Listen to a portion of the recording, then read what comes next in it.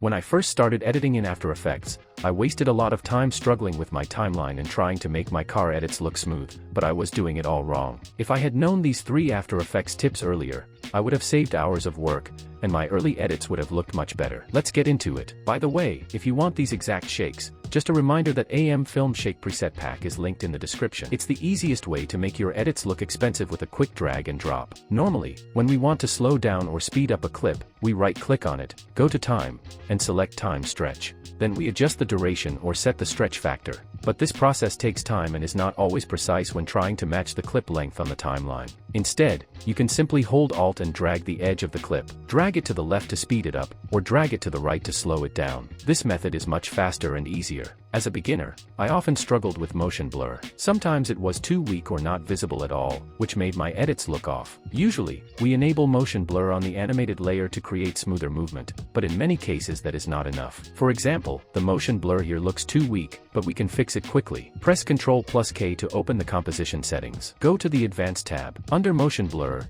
you will see the shutter angle, which is set to 180 degrees by default. If you increase this value, the motion blur becomes stronger and more noticeable. In most cases, I like to set it to 720 for a much stronger and smoother motion blur. This is another must-know trick. When we animate the position, the motion path is usually linear. For example, the car drops from the top in a straight line, which is normal, but sometimes we want a curved path to add more dynamic movement. There are many ways to create a curved path, but here is the easiest method. Select the pen tool. On the screen, you will see the motion path of the position animation. Click and drag the path using the pen tool to adjust it and create a curve. Now if you preview the animation, the object will follow the new curved path exactly as you shaped it. I hope these 3 tips were helpful. If you enjoyed this video, let me know in the comments below, and I will share more tips and tricks to help you save time while editing in After Effects.